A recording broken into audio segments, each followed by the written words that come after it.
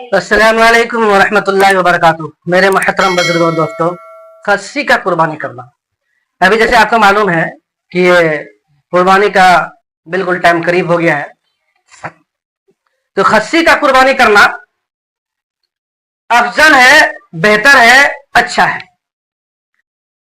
اس لیے کہ حضور اکرم صلی اللہ علیہ وسلم خصی قربانی کیا کرتے تھے خصی کا قربانی کیا کرتے تھے. اس لیے ہمارے لیے بھی بہتر ہے کہ ہم خصی کا قربانی کریں، عمدہ ہو، بہتر ہو.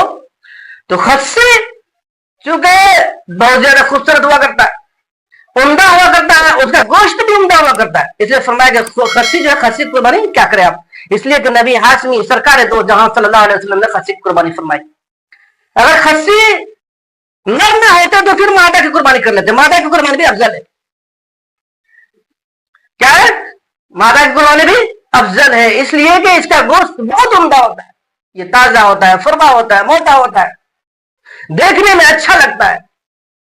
جو اللہ تبارک و تعالیٰ کو منظور ہے، جو نظر جس طرح ہم جو ہے اللہ کے سامنے نذرانہ پیش کر رہے ہیں، وہ ساری چیزیں اس میں پائی جاتی. اور کیا ہے؟ خصی کرنا پہلے سے اگر خصی ہو تو چلے گا. بہت سارے آدمی بولتے ہیں کہ یہ ظلم ہے خصی کے اوپر. یہ کہنا لغو ہے، غلط ہے، صحیح نہیں ہے. خصی کے اوپر ظلم نہیں. ہاں، اسی دن اگر کوئی خصی کرتا جانور تو پھر جو ہے وہ ظلم ہے جانور کے اوپر. اسی دن خصی کرنا یہ ظلم ہے. یا پھر جو لغو نہیں کے لیے اگر کوئی خصی کرتا ہے، کھیل کود کے لیے کرتا ہے، تماشا کے لیے کرتا ہے، کسی دکھاوے لے کر جو ہے اس کو نمائش کے لیے اگر کرتا ہے، تو وہ کیا ہے؟ لغو لعب میں ہے. اور لغو لعب جو ہے خصی کرنا وہ صحیح نہیں ہے، غلط ہے.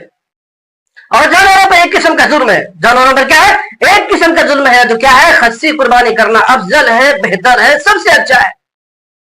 اس لیے کہ اس کا گوشت جو ہے عمدہ ہوا کرتا ہے، اچھا ہوا کرتا ہے، تازہ کرو تازہ موٹا ہوا کرتا ہے.